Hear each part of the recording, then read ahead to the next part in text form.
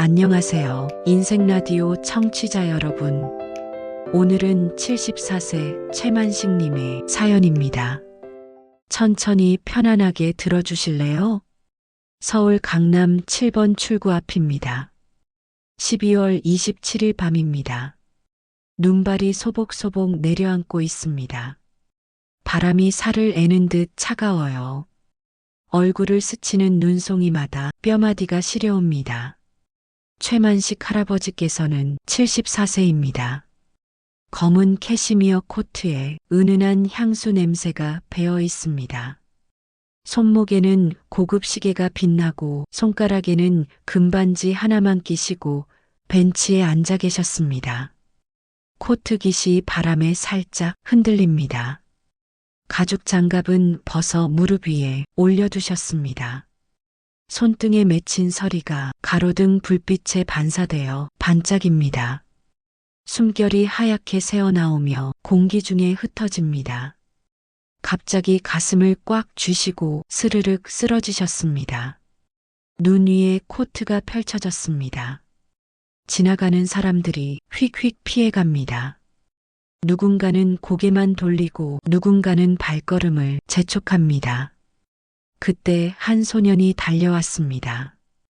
그 소년의 이름은 최민준이었습니다. 민준이는 15살입니다. 옷은 너덜너덜하고 발에는 아주 낡은 운동화 한 켤레를 신고 있습니다. 신발 밑창은 떨어져 나가고 발가락이 살짝 드러납니다. 눈이 민준이의 발등을 적십니다. 차가운 아스팔트가 발을 얼어붙게 합니다. 민준이가 할아버지 가슴을 누르기 시작합니다. 하나, 둘, 셋. 할아버지 입에 숨을 불어넣습니다. 차가운 입술이 닿습니다. 소년의 숨결이 할아버지 가슴을 따뜻하게 채웁니다. 할아버지, 제발 숨 쉬세요. 제발 살아나세요. 제발 돌아와 주세요. 만식 할아버지의 숨이 돌아오기 시작합니다. 할아버지 가슴이 약하게 오르내립니다. 민준이가 안도의 숨을 내쉬며 손을 떼는 순간 할아버지 손에 금반지가 가로등 불빛에 반사되어 눈에 들어왔습니다. 반지가 흔들리며 빛을 뿌립니다. 민준이 눈이 커집니다. 그 반지에서 따뜻한 냄새가 납니다. 오래된 떡 냄새, 재봉틀 기름 냄새, 할머니 품 냄새. 할아버지가 눈을 뜨십니다. 숨이 거칠지만 다시 살아나고 있습니다.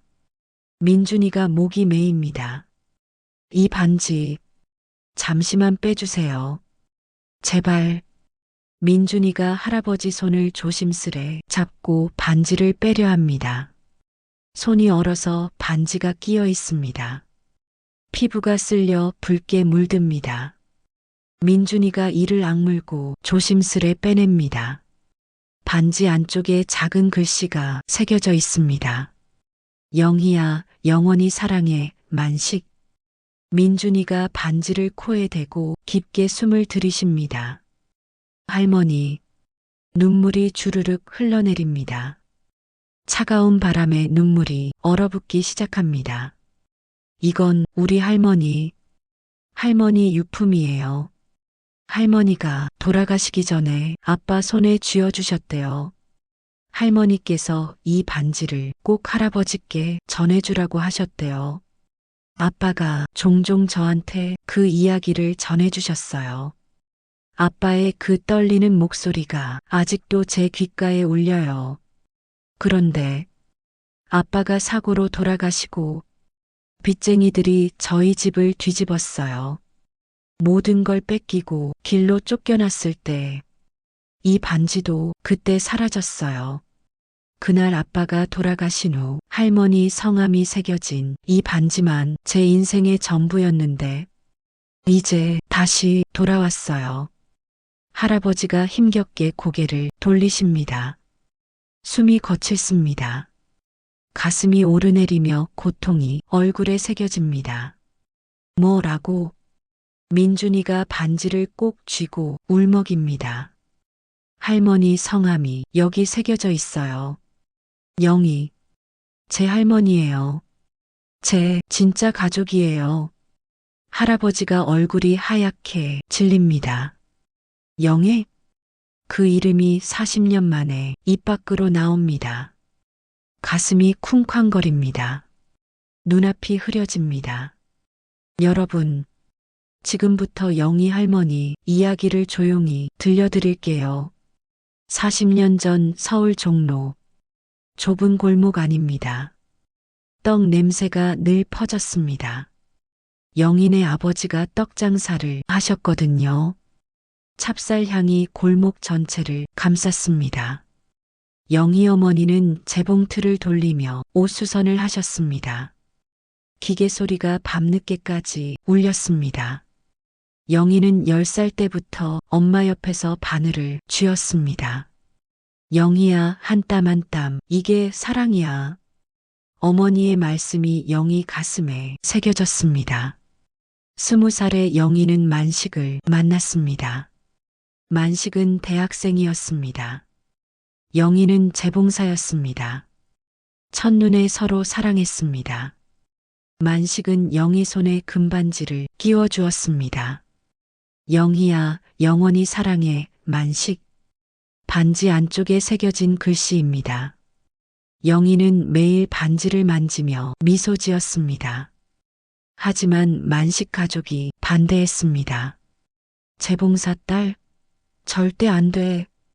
만식은 가족 압박에 영희를 떠났습니다. 영희는 임신 3개월이었습니다. 비 오는 날 만식 집 앞에서 우산도 없이 서 있었습니다. 비가 옷을 적시고 배를 타고 흘러내렸습니다. 만식아, 우리 아기는 어떻게 해? 만식은 고개를 돌렸습니다. 미안해.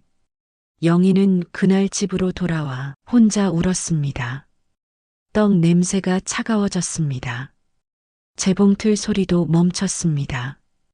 영희는 아들 준호를 홀로 낳았습니다. 병원에서 혼자 진통했습니다. 아기 울음소리가 들렸습니다.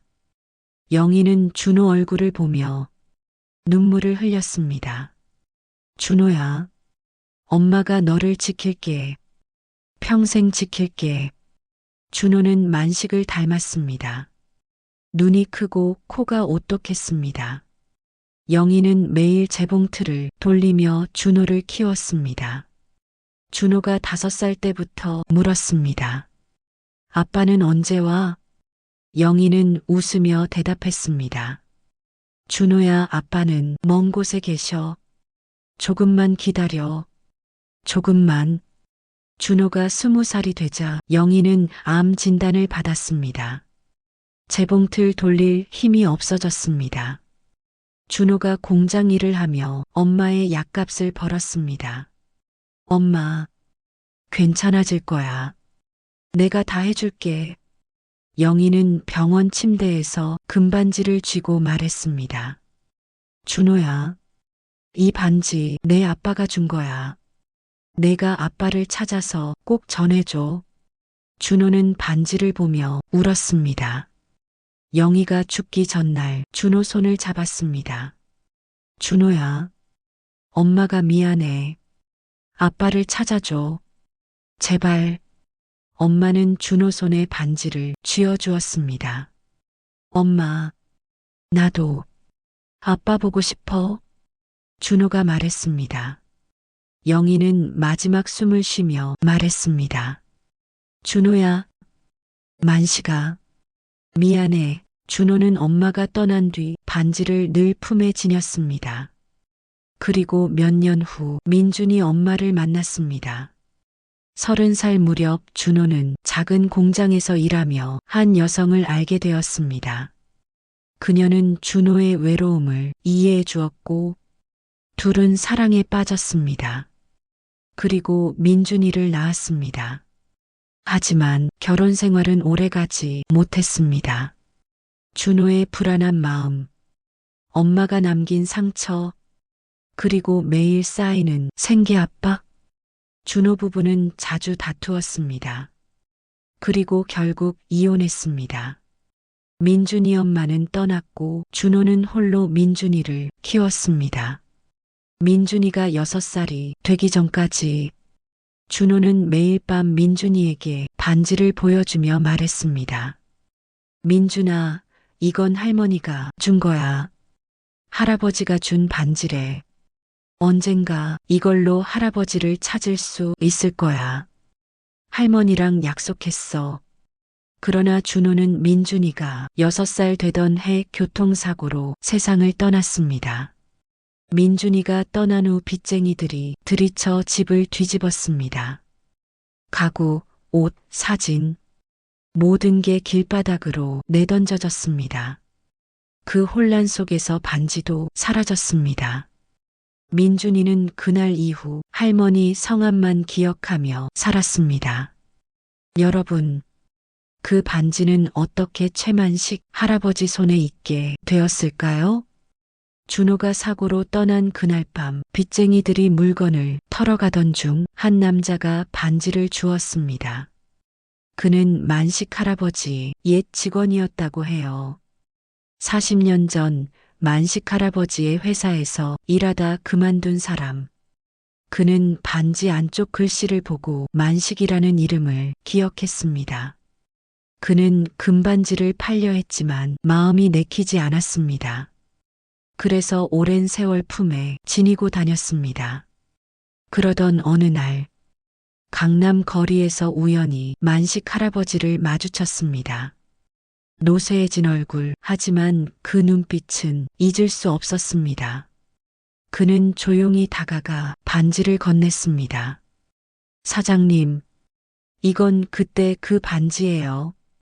그때 영애 씨가 기다리던 거예요. 만식 할아버지는 반지를 받아들고 떨리는 손으로 안쪽 글씨를 읽었습니다. 영희야. 그날 이후 할아버지는 반지를 끼고 다니셨습니다. 무슨 의미인지 알지 못한 채 그저 가슴이 시려와서 할아버지는 민준이를 데리고 병원으로 갔습니다. DNA 검사를 했습니다. 결과를 기다리는 3일 동안 할아버지는 밤마다 민준이 사진을 보며 울었습니다. 내 손자였구나. 내가 너희를 버렸구나. 할아버지 금고 속에 누런 서류 한 장이 있었습니다. 내 재산 절반 영희와 아들에게 40년 전에 쓴 유언장입니다. 가족이 반대할까봐 숨겨두셨던 그 유언장. 민준이가 DNA 결과를 듣고 눈물이 쏟아졌습니다. 할아버지, 이게 진짜였어요. 할머니가, 아빠가 저를 기다리고 계셨다는 거예요. 이제 진짜 가족이 생겼어요. 이제 더 이상 홀로 울지 않아도 돼요. 법원 판결이 났습니다. 40년 전에 쓰신 유언장이 인정되었습니다. 민준이가 재산을 상속받게 되었습니다. 할아버지는 민준이 손에 반지를 다시 끼워 주었습니다. 손이 따뜻합니다. 이제 이 반지는 내가 갖고 있으렴. 내 할머니가 준 사랑이야. 내 아빠가 전한 희망이야. 내가 지켜야 할 가족이야. 이제 우리 다시 시작할 수 있어. 민준이가 할아버지 품에 안겨 떨리는 목소리로 말했습니다. 할아버지, 이제 저 외롭지 않아요. 할아버지를 찾게 돼서 정말 감사해요. 이제 진짜 가족이 생겼어요. 이제 할머니도 아빠도 웃고 계실 거예요. 할아버지도 40년 만에 진짜 가족을 품에 안았습니다. 오늘 이야기도 끝까지 들어주신 여러분 정말 감사해요. 좋아요와 구독 부탁드릴게요. 우리 모두 서로에게 상처 주지 말고 건강하게 오래오래 살았으면 좋겠어요. 고맙습니다. 다음 이야기에서 꼭 다시 만나요.